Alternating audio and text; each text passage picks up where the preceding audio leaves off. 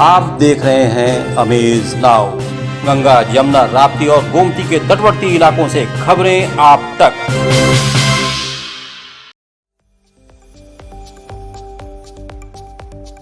Ashmita hospital multi speciality centre, Geeta Vatika road, Gorakhpur. प्रसूति स्त्री infertility रोग विभाग, नवजात शिशु बाल रोग विभाग, हड्डी एवं जोड़ रोग विभाग, जनरल एवं लैप्रोस्कोपी सर्जरी विभाग, गंभीर एवं अति गंभीर रोगी विभाग, विशेषज्ञ चिकित्सक द्वारा इमरजेंसी सेवा 24 घंटे उपलब्ध। कम खर्च में बेहतर इलाज ही हमारी पहचान है। अपॉइंटमेंट हेतु संपर्क करें 9838463555। आधुनिक सुविधाओं से सुसज्जित OT, emergency, ICU ward, NICU ward, general और प्राइवेट वार्ड उपलब्ध। हमारा पता है अश्मिता हॉस्पिटल, पादरी बाजार चौक से 500 मीटर पश्चिम, गीता वाटिका रोड, गोरखपुर। नमस्कार, सत्य घटना के आज के अंक के साथ मैं हूं प्रियंका। शुरुआत करते हैं आज की मुख्य घटनाओं से।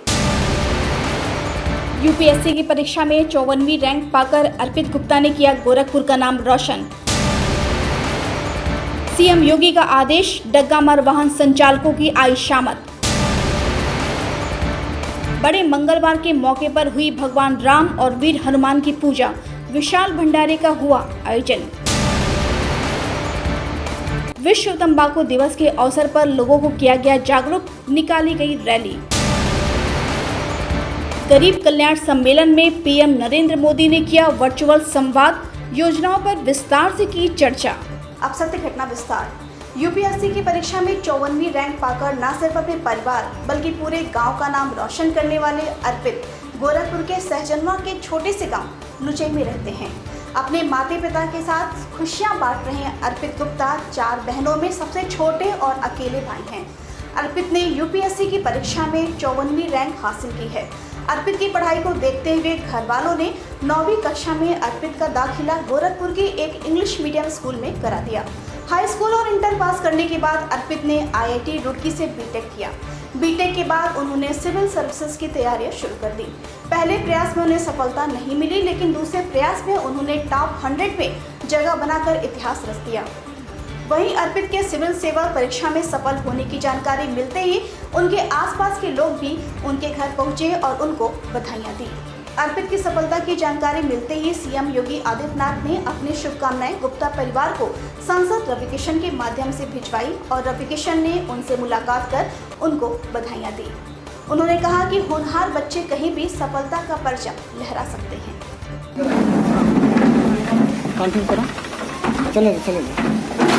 खिला दीजिए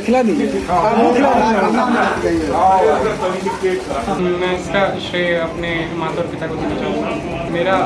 मेरी इस बार 54वीं रैंक है यूपीएससी सीएसई में, और मेरा उद्देश्य है कि मैं जो भी चीज़ें समाज में अभी जो भी इनइक्वालिटीज़ हैं, जो भी असमानताएं हैं अभी भी दिखती हैं हमेशा हमें, मैं उसे ख़त्म करने के लिए जो भी कोशिश मेरी तरफ से हो पाएगी वो मैं कंट्रीब्यूट करना चाहता हूँ। मैं बस एक चीज़ कहना चाहूँगा कि कृपया ये जो कोचिंग का माया जाल है, जो भी कोचिंग का ट्यूशन का माया जाल है, इससे दूर रहें। मैंने कोई भी कोचिंग नहीं करी है और मैंने अपने दूसरे प्रयास में ये परीक्षा सफलता प्राप्त की है। इससे ये पता चलता है कि ये एग्ज़ाम पूरी तरह से बिना कोचिंग के क्रैक किया जा सकता है, और मुझे ऐसा लगता है कि आप सबको यही चीज़ फॉलो करनी चाहिए। किसी भी कोचिंग और किसी भी इंसान के पीछे भागने से अच्छा है कि आप काफ़ी सारे टॉपर्स को देख के अपनी स्ट्रेटेजी बनाइए और उस चीज़ को फॉलो करें। सीएम योगी आदित्यनाथ के कड़े रुख के बाद डग्गा मार बसों के खिलाफ आरटीओ विभाग और ट्रैफिक पुलिस ने अभियान तेज कर दिया है और डग्गा मार वाहनों की धरपकड़ जारी है। आरटीओ अनीता सिंह ने बताया कि राजस्व की बढ़ोतरी व मार्ग दुर्घटनाओं को रोकने के लिए डग्गा मार बसों को चेक कर उन पर कार्रवाई की जा रही है। उन्होंने कहा कि वो स्वयं भी समय समय पर वाहनों की चेकिंग कर उन पर कार्रवाई कर रही हैं।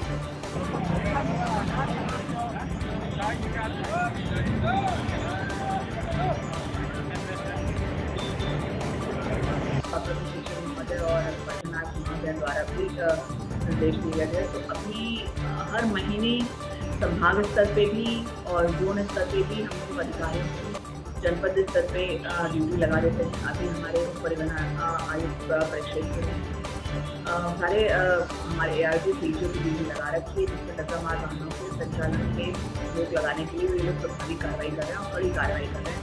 अभी परसों ही मैं आ रही थी अपने गुजरात से लखनऊ, तो वहाँ पे 2 बसें जो ओवर हाइटेड थी उनको रुकवास में हम लोगों ने चलान किया कि हम लोग का रूट बन गया है। तो अब सारे ARTO और PTO को इंस्ट्रक्शन दिए हैं, बिहार से जाने वाली बसें या दिल्ली से आने वाली बसों को तत्काल प्रभाव से उनकी एक बार रोक के चेकिंग अवश्य करें, क्योंकि कागज पूरे हैं, उन्होंने सवारियाँ तो बहुत ओवरलोडेड नहीं बढ़ा रखी हैं और सीटिंग कैपेसिटी उनकी ठीक है। इन सबको चेक करने की अभी इस पर हम लोग बहुत प्रभावी कार्रवाई कर रहे हैं, जिससे हम लोगों को बहुत अच्छा राजस्व प्राप्त हो रहा है।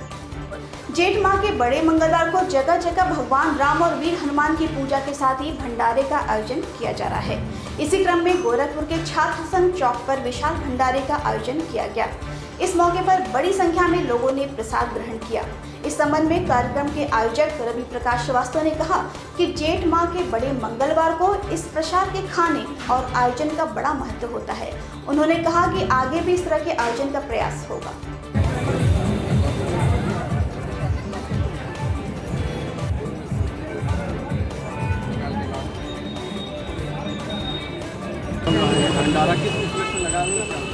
ये बड़ा मंगल जो जेठ का जो बड़ा मंगल होता है, जिसमें भगवान प्रभु हनुमान जी की आराधना की जाती है, उन्हीं की आराधना के उपलक्ष्य में सब पंथी लोगों को, जो मुसाफिरों को पानी और खाना व्यवस्था की जाती है। उसी परिप्रेक्ष्य में आज ये लंगर की व्यवस्था यहाँ श्री डेंटल क्लिनिक के सामने लगाया गया है। तंबाकू निषेध दिवस पर आज चेस्ट रोग विशेषज्ञ डॉक्टर नदीम अरशद द्वारा तंबाकू के सेवन से होने वाली बीमारियों के प्रति लोगों को जागरूक करने के लिए रैली निकाली गई। बेतीहाता चौराहे से निकाली गई यह रैली काली मंदिर दाऊदपुर होते हुए वापस बेतीहाता में संपन्न हुई। रैली के दौरान पोस्टर और स्लोगन के माध्यम से लोगों को जागरूक किया गया। इस मौके पर डॉक्टर नदीम अरशद ने कहा कि तंबाकू पर्यावरण के लिए खतरा तो है ही, इसके सेवन से लोगों में कैंसर सहित अन्य जटिल बीमारियां हो रही हैं।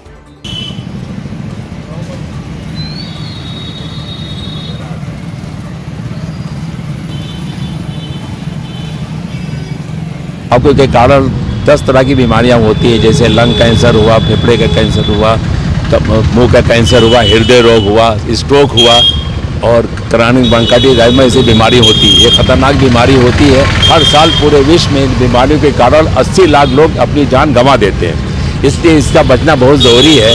अक्सर देखा गया कि युवावस्था में इसकी आदत पड़ जाती है, जो आखिर जगह छुट्टी नहीं है। तो हम लोग को युवावस्था में खासतौर से लोगों को जागरूक करना है, जिससे तंबाकू के होने वाले जो बीमारियाँ उसके हानिकारक इफेक्ट को बचाया जा सके। और आजकल तंबाकू छोड़ने के लिए दवाएं भी उपलब्ध हो गई हैं। अगर कोई व्यक्ति तंबाकू छोड़ना चाहता है तो दवा के सेवन से और अपने विल पावर से तंबाकू को छोड़ सकता है। अब लेते हैं एक छोटा सा ब्रेक, शेष खबरें ब्रेक के बाद। Chhaparia Diabetes and Thyroid Centre, Chhaparia Hospital, Betiahata, Gorakhpur. Doctor Ankit Chhaparia, diabetologist, fellowship in diabetes from Royal College of Physicians, London and thyroid specialist द्वारा थायराइड के सभी तरह के इलाज और जांच उपलब्ध। डायबिटीज और उसके कॉम्प्लिकेशंस की जांच, इलाज की सुविधाएं उपलब्ध। न्यूरोपैथी की जांच, retinopathy, HbA1c, lipid profile, thyroid function test, hormone related सभी जांचें होती हैं। डाइटिशियंस और वेट मैनेजमेंट की सुविधा उपलब्ध। संपर्क करें Chhaparia Diabetes and Thyroid Centre, Chhaparia Hospital, Betiahata, Gorakhpur. Mobile number 8409967738 और 0551796013 ब्रेक के बाद एक बार फिर से आपका स्वागत है। चलते हैं शेष खबरों की ओर। सड़क सुरक्षा को लेकर गोरखपुर जिले में चलाए जा रहे अभियान के तहत आज SP traffic doctor MP Singh ने सिटी बस सेवा के बस संचालकों और यात्रियों को जागरूक किया। इस दौरान उन्होंने बस चालकों से सीट बेल्ट लगाने, गति धीमी रखने सहित अन्य यातायात नियमों के पालन की जानकारी दी। बाकी सारे सिस्टम आपके फंक्शनल है, ये भी कैमरा भी ठीक है, ठीक है। और तुम्हारी गाड़ी लगा हुआ है। प्रधानमंत्री नरेंद्र मोदी ने मंगलवार को गरीब कल्याण सम्मेलन में लोगों से वर्चुअल संवाद किया। इसी क्रम में गोरखपुर के एनेक्सी भवन में आए जन कल्याणकारी योजनाओं के लाभार्थियों ने प्रधानमंत्री नरेंद्र मोदी के संवाद को सुना, जिसमें पीएम ने सरकार द्वारा चलाई जा रही योजनाओं पर विस्तार से चर्चा की। इस कार्यक्रम में गोरखपुर के सांसद रविकिशन शुक्ला, मुख्य विकास अधिकारी इंद्रजीत सिंह, मुख्य चिकित्सा अधिकारी डॉक्टर आशुतोष दुबे के साथ अन्य विभागों के अधिकारी मौजूद रहे।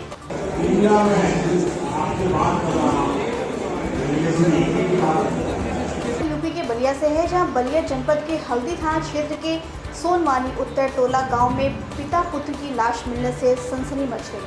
दरअसल गांव में मौजूद कुएं में गांव वालों ने सबसे पहले बेटी की लाश देखी, जिसके बाद गांव वालों ने पुलिस प्रशासन को इसकी सूचना दी।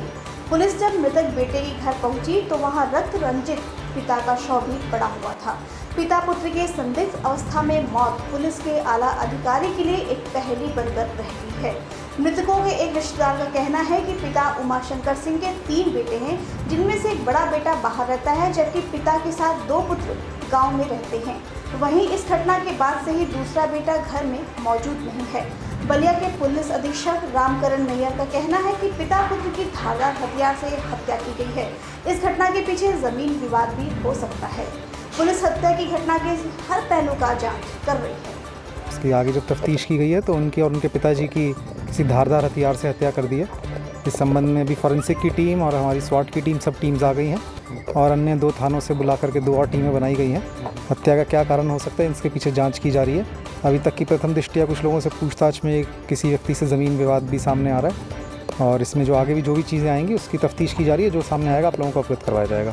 4 जून को राष्ट्रपति रामनाथ कोविंद के गोरखपुर आगमन को लेकर गोरखपुर का जिला प्रशासन मुस्तैद है। मंगलवार को एडीएम सिटी विनीत सिंह ने अधिकारियों के साथ जिलाधिकारी सभागार में बैठक की।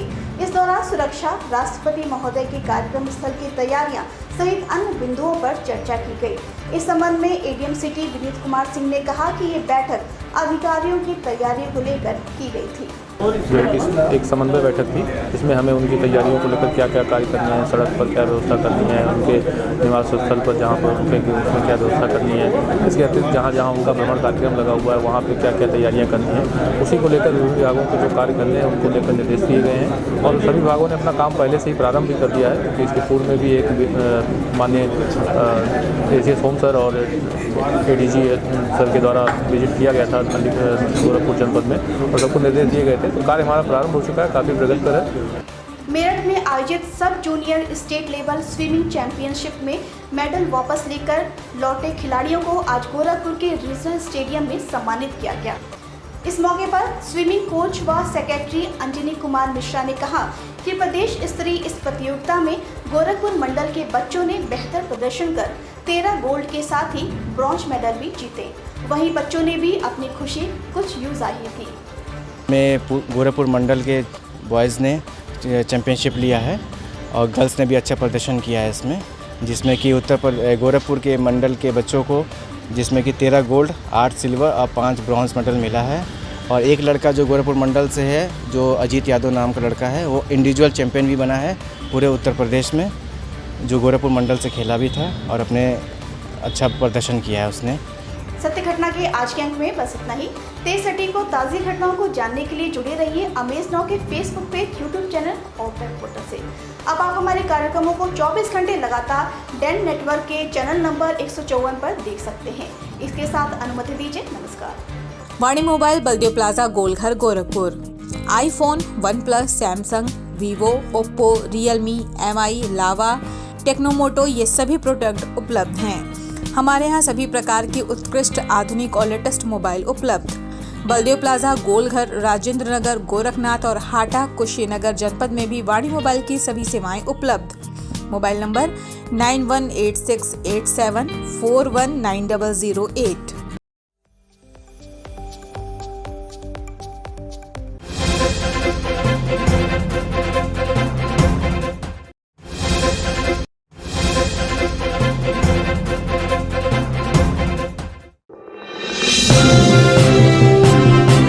आप देख रहे हैं अमेज नाउ।